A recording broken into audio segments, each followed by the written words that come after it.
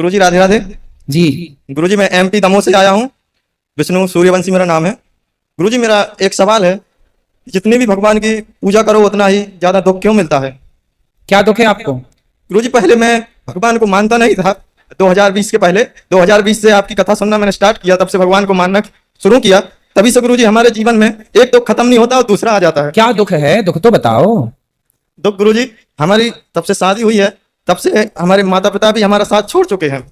क्यों? पता ना गुरुजी। पत्नी कहाँ है? यहीं पे है गुरुजी। तो आपके माता पिता ने आपको क्यों छोड़ दिया? गुरुजी माता पिता घर पर रहने की बोलते हैं और घर पर हम लोग रहते नहीं, और माता पिता व्यवहार भी सही नहीं करते। यदि हम पत्नी की तरफ भी बोलते हैं तो गलत रहते, और माँ की तरफ भी बोले तो भी गलत। ये तो पुरुषों का, हर पुरुष का दुख है ये। तो ये कोई दुख नहीं है, ये तो अभ्यास में रख लो। जी गुरुजी। ये इससे दुख। शादी हो गई कितने साल हुए? गुरुजी 1.5 साल।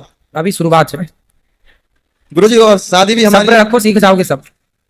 सुनो, अपनी माँ का ख्याल रखो। माँ से दूर रहते हो कि पास रहते हो? दूर रहते गुरुजी। अभी हम कितने अलवर से भाई आए हो? हैं। 3 भाई।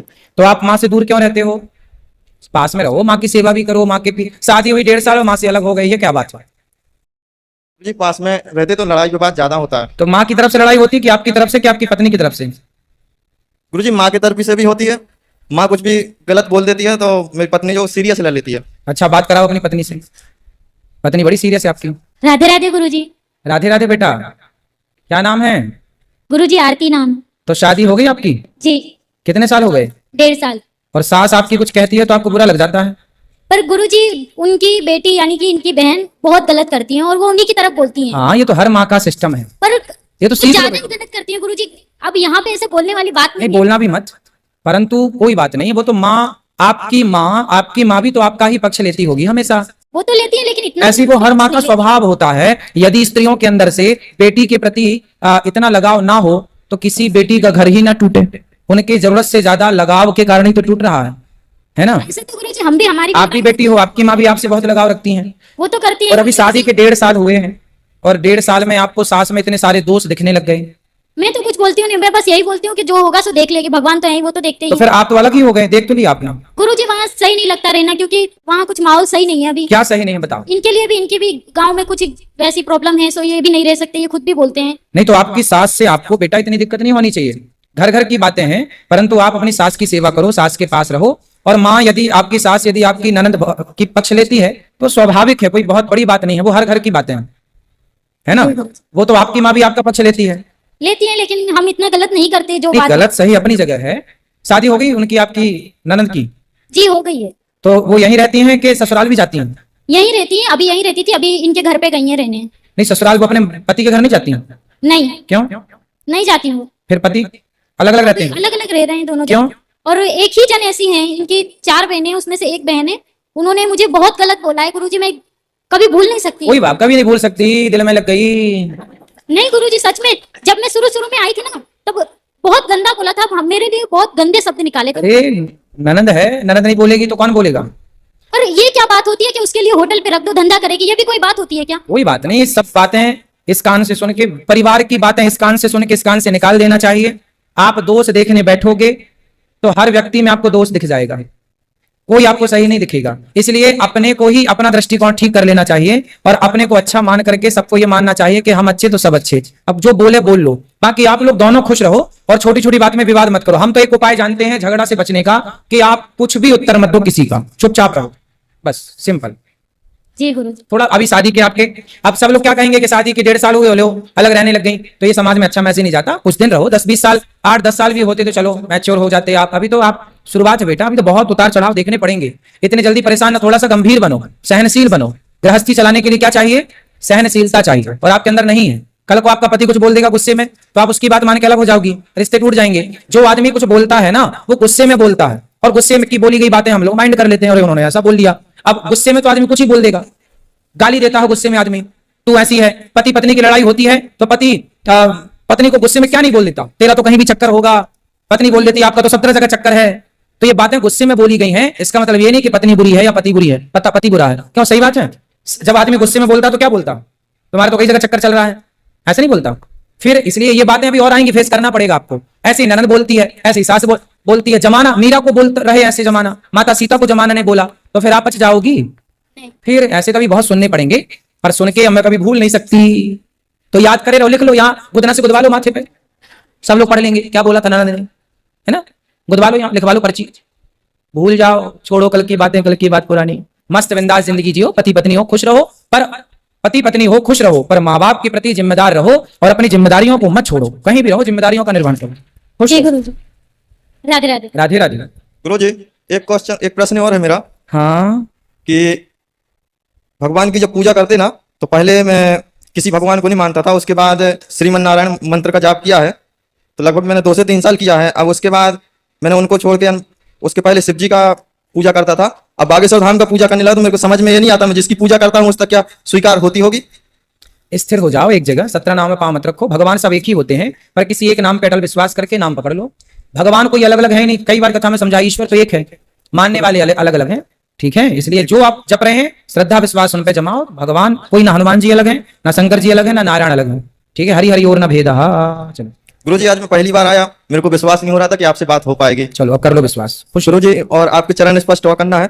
प्रसन्न रहो, आप औरों को भी मौका दो। राधे राधे गुरु जी। जी गुरु जी, जैसे एकादशी के दिन कोई खत्म हो गया है तो उसका श्राद्ध पड़ता है एकादशी के दिन, तो उस दिन अन्न नहीं खिलाना चाहिए, तो उस दिन क्या करना चाहिए, खिलाना चाहिए या नहीं खिलाना चाहिए? फल फूल फलाहार चीजों का प्रसाद भोग लगा के और भोग लगा देना चाहिए, फल का है। ये जैसे ब्राह्मणों को खिलाना है, वो तो ब्राह्मण लोग भी तो नहीं फल खाते क्या, तो वही सब खिलाना वही फलाहार बनाओ बढ़िया, उसकी खीर बना लो, क्या होता है वो, ठीक है, साबू साबू दाना नहीं। चाहिए। और गुरु जी सुनो, एकादशी सिंघाड़ा होता है, सिंघाड़ा, जी सिंघाड़े के आटे की पूड़ी बन जाती है, बड़ी आलू की सब्जी बन जाएगी, और भी चीज बन जाएंगी, बहुत सारी चीजें जो भी आप लोग, लौकी का प्रयोग हो जाता है। और एकादशी के दूसरे दिन जब क्या कहते हैं कुछ दे के से निकाल के कुछ खाना चाहिए, सीधा दे के खाना चाहिए या ऐसे ही व्रत तोड़ना चाहिए? एकादशी का नियम ही है, पहले खिलाओ और गुरु फिर जी पारण करो। उसमें क्या कहते हैं चावल देना चाहिए या नहीं देना चाहिए? एकादशी के दिन चावल नहीं, चावल के अतिरिक्त कोई भूखा है तो उसे कुछ और दो। चावल नहीं देना चाहिए। जी गुरु जी, राधे राधे। राधे राधे गुरु जी। गुरु जी, हमारे 2 प्रश्न हैं। बोलो। गुरु जी, हमारे घर में मुसलमानों वाले देवता हैं, उनमें बलि चढ़ती है, तो क्या करें हम? तो आप लोग चढ़ाते हैं बलि? जी, बकरा की बलि चढ़ती है जब बच्चा पैदा होता है या बच्चे की शादी होती है। तो कौन से देवता हैं आपके यहाँ? उनको मियाँ बाबा बोलते हैं। तो मियाँ बाबा हैं तो वो बकरी बकरा बकरी तो खाएंगे, तो हम क्या करें?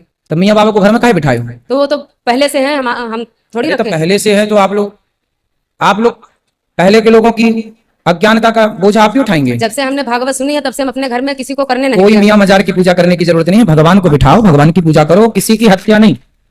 इस अपराध से, पाप से बचना चाहिए। हम सनातनियों को ये क्या हो गया, कोई कुछ पूज रहा, कोई भगवान तो है अपने, राम जी की पूजा करो, कृष्ण जी की पूजा करो, गुरु जी हमने क्यों किसी की हत्या? पोथी पाठ बैठाए हैं, हमें हमारा गोत्र नहीं मालूम था तो हमने कश्यप गोत्र से। ठीक है, अपने पूर्वजों से कोई जिंदा हो कोई हो तो उनसे पूछ लेना क्या गोत्र वगैरह है। लोगों को खुद नहीं पता है तो हमें क्या तो बताएं? ठीक है, फिर आपने जो मान लिया ठीक है। गुरु जी, हमारे नंदोई विदेश में रहते हैं, उनको राधे राधे बोल दीजिए। बिल्कुल, आपके नंदोई को राधे राधे। मेरे बच्चों को भी बोल दीजिए। खुश रहिए, आपके सब बच्चों को। जय श्री राधे गुरु जी। जी जी, मैं पहली बार वृंदावन आया हूँ, प्रयागराज से हूँ, और मेरा प्रश्न ये है गुरु जी कि जैसे सब बोलते हैं कि कर्म का फल, कर्म करते जाओ फल मिलेगा आपको, तो उस फल का फायदा ही क्या है जो एक कर्म करते करते वो समय बीतने के बाद हमको मिले? जैसे कि मैं एक छात्र हूँ, मैं अपना कर्म करते चला जा रहा हूँ, लेकिन मुझे फल मिलने का नाम ही नहीं ले रहा है। मुझे ये जानना है कि मैं कहाँ ऐसी गलती कर रहा हूँ या कैसी मैं भूल कर रहा हूँ, मुझे वो फल मिलने का नाम ही नहीं ले क्या रहा। चाहते हो आप, कौन सा फल चाहते हो? मैं ये चाहता हूँ मुझे सफलता मिले, मैं जो कर्म कर रहा हूँ उसी के बेस तो पे। क्या चाहते हो, कौन सी सफलता? जिस बेस में, जिस स्थिति में या जिस फील्ड में प्राइवेट जाना चाहते हो, सरकारी नहीं, जॉब सरकारी ढूंढ रहे हो? जॉब की तैयारी करता हूँ मैं। सरकारी। और जैसे मैं 10 पॉइंट की तैयारी कर रहा हूँ तो उसके बेस में मुझे अगर प्राइवेट में जाता हूँ तो 2 पॉइंट या 3 पॉइंट की स्टार की नौकरियां मिलती हैं, तो वो मेरे लिए अच्छी नहीं है। तो आपको नौकरी करना है सरकारी? सरकारी नहीं करना है मुझे, मतलब काबिलियत के हिसाब से मुझे या प्राइवेट मिले या कोई भी मिले, मैं कर्म कर रहा हूँ तो मुझे फल मिलता ही क्यों नहीं है? तो भगवान हो सकता है आपके लिए बड़ा डिजाइन कर रहे हो, बड़ी चीज तो ढूंढ के रख रहे हो, उनके बड़े उसके लिए विचार आपको सुधार करना उनके पड़ेगा। बड़े विचार के चक्कर में माता पिता मेरे पे जो प्रेशर बनाते हैं उसका सुनो। क्या इलाज करें फिर? मैं आपका इलाज किए दे रहा हूँ। जी, आप कह रहे हैं कि मुझे नौकरी चाहिए, कितने तक की नौकरी चाहिए? नौकरी कितने तक की नहीं होती गुरु फिर जी। भी- एक जो मेरी जो ठीक है, क्षमता है या जो आपकी मेरी क्षमता limit के है, अनुसार आप कितना चाह रहे हैं, उम्मीद क्या है आपकी? उम्मीद तो बहुत है। फिर भी जैसे बता मैंने यूपीएससी की तैयारी करी हुई है या यूपीसीवी तो कितना आप चाह रहे हो, महीने का कितना मिलना चाहिए? यूपीएससी की तैयारी के बाद कितना मिलता है? सैलरी से मेरा कोई लेना देना नहीं है, मैं ये चाहता हूँ मेरी काबिलियत के हिसाब से मुझे नौकरी मिले। ठीक है, काबिलियत अच्छी है आपकी माना की, और अच्छी नौकरी मिल गई तो कितना कमाओगे वही मेरे को बता दो। कमाने के लिए मैं नौकरी नहीं करना चाहता हूँ, मैं सेवा के साथ में सेवा के भाव से मैं नौकरी तो करना मतलब चाहता जहाँ हूँ। नौकरी करोगे वहां से पेमेंट मतलब नहीं लोगे, है ना? नहीं, पेमेंट वो तो लेंगे, वो अपनी सेवा के लिए पेमेंट लेंगे, जो मैं दूंगा सेवा वही तो हमें तो उत्तर दो, कितना चाह रहे हो? 50,000, 1 लाख, बस 2 लाख, 4 लाख, कितनी उम्मीद है? मिनिमम या 80,000 से 1.5 लाख के बीच में। बस 1.5 लाख चाहिए आपको? वो उससे मेरा स्थिति या मेरी सुनो, सुधार हो अब जाएगा, आगे का मुझे सुनो। चाहिए बस। 1.5 लाख रुपए महीने की नौकरी आप चाहते हैं, सही है ना? जी जी सीधी बात है ना? 1.5 लाख रुपए महीने की नौकरी आप चाहते हैं, मिल जाएगी, परंतु सोचिए, हो सकता है भगवान चाह रहे हो कि आप 5 लाख रुपए महीना कमाओ, जी, वो बात- शायद भगवान चाह रहे हो कि आप 10 लाख कमाओ। ये कैसे होगा? आप इतने टैलेंटेड हो, इतने योग्य हो, इतने योग्यता होने के बाद भी आप ढूंढ क्या रहे हो? नौकरी। बनना क्या है आपको? नौकर। तो नौकर क्यों बनना साहब? जी, लेकिन- मालिक बनो ना। नौकरियां लेना क्यों है? नौकरियां दो, आप 10 लोगों को नौकरियां दे सकते हैं, आपके अंदर क्षमता है। जी, आपका कहना बिल्कुल सही है, लेकिन मालिक बनने से पहले नौकर ही बनना पड़ेगा ना गुरुजी। ठीक है, तो नौकर बन जाओ। 20,000 की भी मिल रही है तो कर लो, नौकर बन जाओ 2-4 महीने, अनुभव पालो 2-4-6 महीने का, इसके बाद सीधा मालिक बनो ना। जी, और क्यों एक- दिमाग लगा रहे हो नौकर बनने में? और एक प्रश्न है गुरुजी कि मैं पहले ऐसे- बताओ, हमने जो कहा वो सही कहा गलत बिल्कुल कहा? सही कहा आपने। इसलिए नौकर बनो ही मत। जी, नौकरियां दो हमारे आप चाहते हो कि भारत से बेरोजगारी चली जाए? कुछ चली जाए। चाहते हो ना? तो तब जाएगी जब ऐसे आप जैसे पढ़े लिखे युवा नौकरी लेने के लिए नहीं, नौकरी देने की लाइन में खड़े होंगे। इतने काबिल हो, नौकरियां वो करें जो कम पढ़े लिखे जी, हैं। गुरुजी- आप इतने पढ़े लिखे हो, नौकरियां देने वाले बनो। गुरुजी, एक और सवाल है कि हम जैसे जो छात्र हैं, लाखों करोड़ों छात्र हैं, वो ऐसा कौन सा कर्म करते जाएं कि उनको भविष्य में चिंता करने की स्थिति न पैदा हो, या कि इतना पढ़ रहे हैं, ये हो नहीं रहा है, वो नहीं हो रहा है, ऐसे कौन से पढ़ना अच्छी बात है, पर टेंशन नहीं लेना। आप लोगों ने थिंकिंग गलत बना ली है, सोच ही गलत। अब आप इतने समझदार हो और आप जैसे लाखों बच्चे हैं, लड़कियां और लड़के, पढ़ लिख के क्या नौकरी नहीं मिल रही है? नौकरी 1 नंबर से रह गए, कई बच्चे तो आत्महत्या कर लेते बिल्कुल कर लेते हैं सर। 1 नंबर से रह गए, नहीं लग पाई जॉब, नहीं हो पाया सिलेक्शन, चलो अब मर जाते। अरे मर जाना समाधान है? समाधान तो नहीं है गुरुजी। इसलिए हारो मत, भागो मत। अर्जुन भी भाग रहे थे, मैं नहीं करता युद्ध। भगवान ने कहा कर। जो व्यक्ति अपने कर्म और धर्म से भागता है, भागते हुए लोगों के लिए ही भगवान ने भगवत गीता सुनाई है। इसलिए थोड़ा भगवत गीता पढ़ो, कभी नहीं भागो। और आप जैसे युवाओं से मैं कहता हूं, इतना पढ़े हो, नौकरी क्यों करना है? नौकरी करना है ये सोचो ही मत। तो आप बिजनेस करेंगे, व्यापार करेंगे, तो कितने सीए, कौन सी पढ़ाई सबसे उत्तम है? वो पढ़ा लिखा व्यक्ति आपके घर नौकरी करेगा, यदि आप में काबिलियत है तो, है ना? इसलिए कहते हैं कि मन लगा के कर्म करो। गीता यही कहती, कर्म कर, फल की इच्छा मत कर। कर्म करो तो आप गलत दिशा में कर्म कर रहे हैं, ठीक है, आप वो भी ठीक है, करो। सिलेक्शन भगवान करे आपका हो जाए, आप जो चाहते हैं हो जाए, लेकिन मैं चाहता हूं, भगवान चाहते हैं कि आप और कुछ बड़ा करें और आप छोटे में उलझे हैं। एक बात बताएं, आपने पूर्व राष्ट्रपति का नाम सुना ही होगा, डॉक्टर एपीजे अब्दुल कलाम जी। सुना? उनकी हिस्ट्री पढ़ी आपने? बिल्कुल पढ़ी है सर। क्या पढ़े हैं? बहुत पढ़ी है। वो छोटे से एक कस्बे से जो कि एक लाइट से उनके यहाँ एक मोमबत्ती तक नहीं थी। ठीक, इतना पढ़ा। और क्या पढ़ा है? और मिसाइल मैन भी बने थे वो, जाके आगे चल के सुनो, मिसाइल मैन एक के नाम विशेष से बात आप पढ़ना भूल गए, कहो तो मैं बता दूं। जी, बिल्कुल आप पढ़े होंगे, मैं याद दिला दूं। जी बिल्कुल।